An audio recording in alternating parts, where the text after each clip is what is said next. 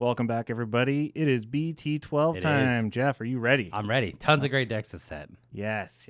This one is a passion project of mine. It is one that we've already filmed and then threw in the trash because You made it better. I had to update it for this meta, and we're going to get into the changes, but this is UlforceVeedramon in BT12 with all the new X antibody updates and all the fun stuff. So let's jump into it. First, we're going to start with the eggs, and if you guys watched my last Ulforce video, not a ton of this has changed. There is some top end changes and obviously some stuff in the middle. So we're going to start off with the eggs. So 4 Wanyamons, best egg in blue right now. Just draws you a card if you have a blue tamer. You just can't get around this. I never thought Upa would be dethroned. Yeah, if you need to draw cards in your blue deck, this is the card for you. You can run the Dracomon that does give you the extra DP, but there are cards in this deck, spoilers, that give you extra DP. I do run a 5th egg just for consistency. I do love the Demi-Vmon from the starter deck. It just gives you 1k more if you have 8 or more cards in your hand, so it's more of a late game play. But there are times where you do hit your 5th egg in this. If you're playing against a really control-y deck that can actually get rid of your big boss, and you end up having to build multiple stacks, or you're trying to just rookie rush with Vmons, you need to have a 5th egg, in my opinion, in this deck. Jumping into our level 3s, once again, 4 of the BT11 Vmon. This thing searches. Its inheritable is insane. Yeah, just get you your pieces. A lot of this deck is built around search, and then the rest is built around memory gain. This does both. This card was meant for this deck. Jumping into the other consistency Vmon, this is the EX1. This is the one that just gains you memory when it unsuspends during your main phase. Very, very good card. We're just going consistency. We're going all Vmons all day long. So now getting into the kind of the little guys, the two ofs, the only two of, I should say. We do run the early Vmon, the one that when it unsuspends during your main phase draws you a card. You do want to have your pieces in this deck. It is very, very, very important. So just looking at, we wanted to stay with all Vmons because we want to stay consistent with our search options and some later decks moving forward with the new pieces coming out in future sets. I wanted to keep this deck all Vmons for other reasons that I'll show you in later videos. Makes sense. So you can run 3 of this if you want. I am trying to run just 11 rookies. I think that's kind of the magic number with mulligans.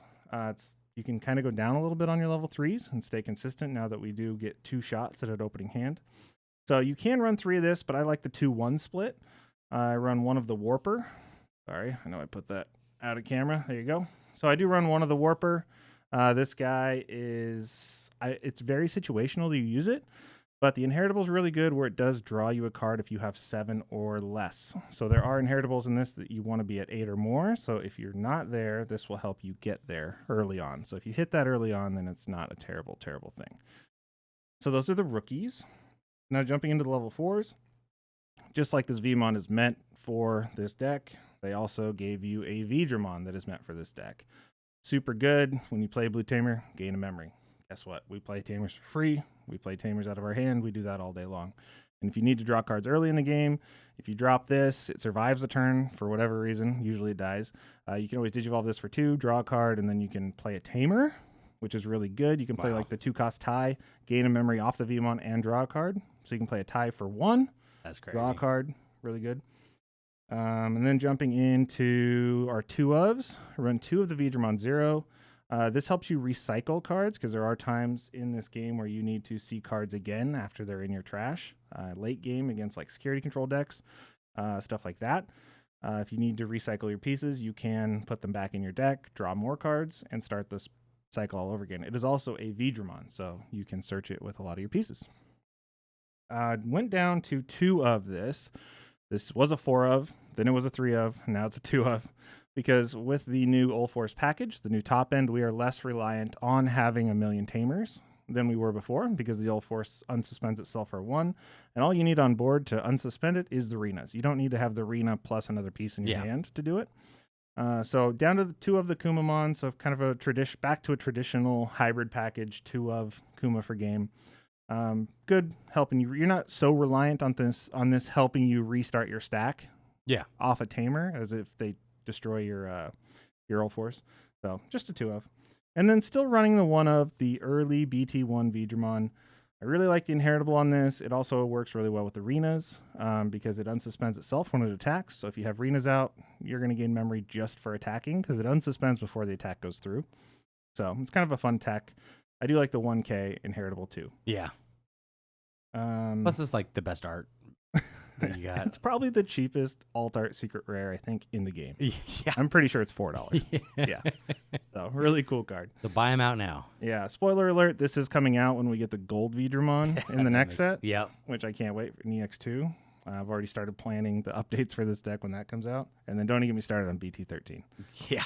And then we got Arrow Veedramon, so best level 5. So they released this one all together because it is the combo. It's like you were made to play this deck. Yeah, they right? gave you a they god wanted stack. you to play Yeah. Ulforce. Because this one, it suspends by itself without risking an attack.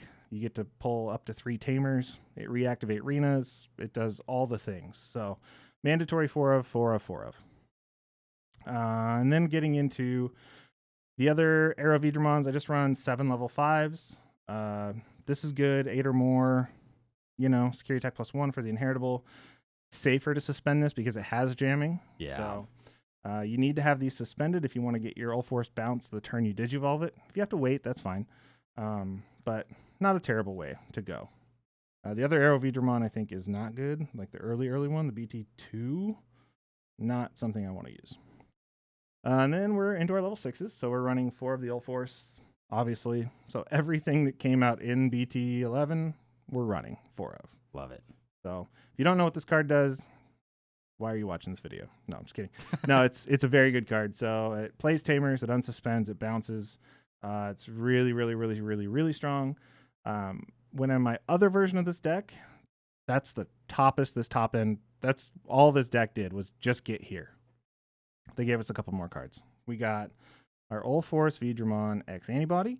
Yeah. Digivolves for 1, unsuspends by itself, bounces the lowest level. So very cool card. It's a cheap way just to keep turboing, going fast. When you're out of Tamers to play with your arenas, you get 1 more swing with this, or you get an unsuspend. So really cool. Really cool tech too is if you have enough memory, you can Digivolve for 1. You can unsuspend like a tie that you have on board that you suspended. Yeah. And then you can Kuma on top of that, get 1 more swing. You can do some fun stuff. Now Really we're nice getting into the compliment. controversial top end, right? So this is kind of where the deck was, a base of it, with a bunch of Tamers before we made the changes. This version is fun. It's awesome. But it auto loses to Quartz. It does. Quartz is brutal right now. It just turns man. this off because Yep. you don't bounce, you have no removal, you can't do anything unless you unsuspend.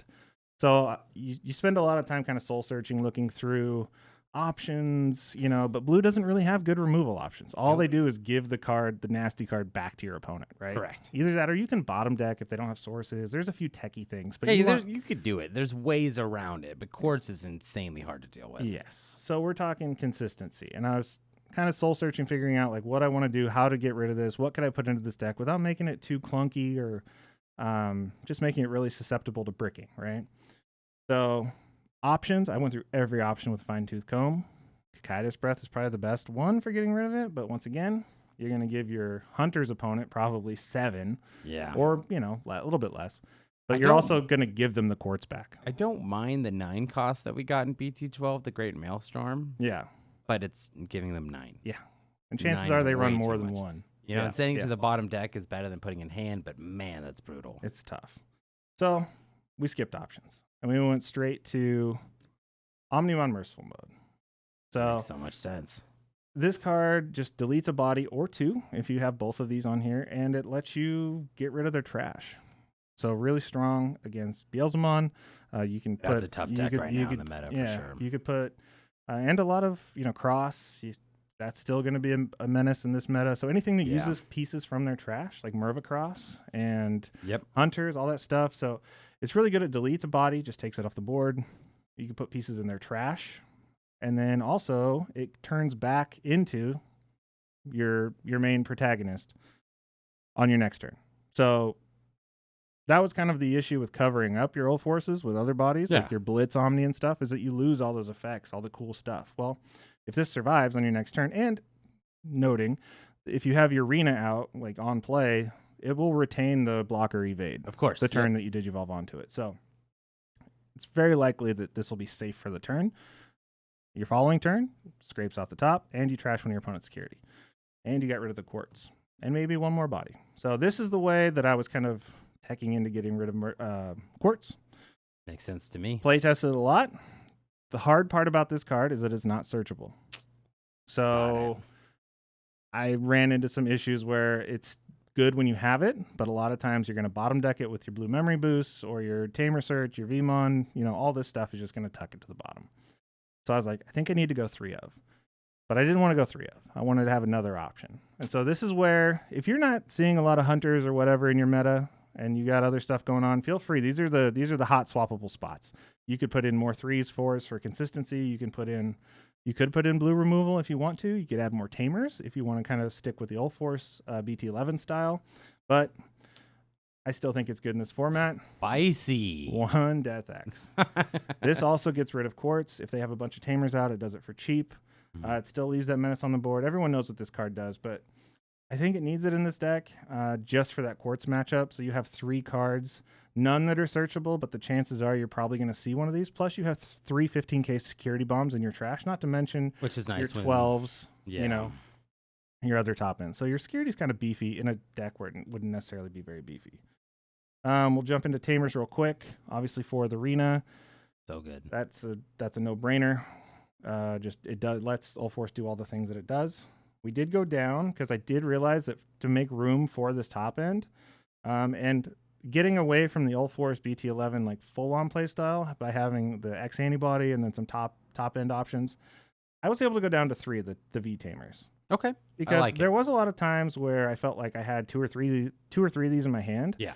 And I ended up just having to hard drop them just to get them out of my hand. It doesn't draw me any cards initially. You have to have a Veedramon, not a Vmon, but a Veedramon on the field to actually use those options.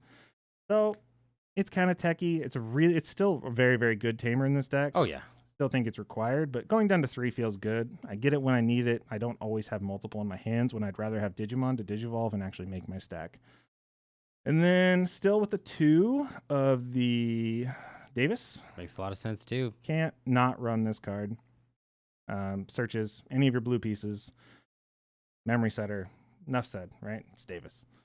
And then we are going to play 1 Sora and Joe still. I love this card. This is still one of the cards I swear by. Everyone plays Digimon without Digivolution sources a lot of times. I mean, whether you're playing the Clockmon or whatever, there's a lot of stuff in this format. Or all the Intmons that run prevalent. Yes, and being able to strip sources when you swing off of those bodies, like your hunter's bodies and stuff, and take away all those inheritables, because they can tuck whatever level they want underneath. So you can really get rid of some strong inheritables that they put at the bottom of their Digimon with the Sora and Joe. And then I toyed with this a bunch of times, and then I got a lot of flack from Jeff over there. But I did. I went back to 4 blue memory boost for consistency. I couldn't not do it. It is strong. It is strong in security. It's strong in your opening hand. It helps you not brick. So that's why you can kind of go down to 11 rookies. Yeah. Because you essentially have 11 rookies, and then you have, 2 Davis, and then 4 memory boosts. So you have 6 more cards that'll help you find that rookie. And getting a rookie on turn 2 isn't terrible. But yeah, because you're typically not going to raise on your second turn anyways in this set. So yeah. I love the 4 blue memory boosts. Yeah. I think I would have given you a passing grade if you would have done 3. But I know, but I love the 4. I do. When people hit them in security, it feels so good because it just boosts you so much for that next turn. Especially if they hit like 2 of them, you're like, oh man, I got all the memory in the world in the next turn. Especially in Ulforce. So this is the deck, guys. Feel free to comment, subscribe, do whatever you want to do. I know it's a controversial, a lot of people play this deck a lot differently. A lot of people play the Leomon package. I think this version's faster, and this is the deck that I've been having a lot of success with. This is the one that terrifies me. Yeah. So thanks for watching, guys. We have more great BT12 videos coming out for you guys. Stay tuned. We'll see you next time.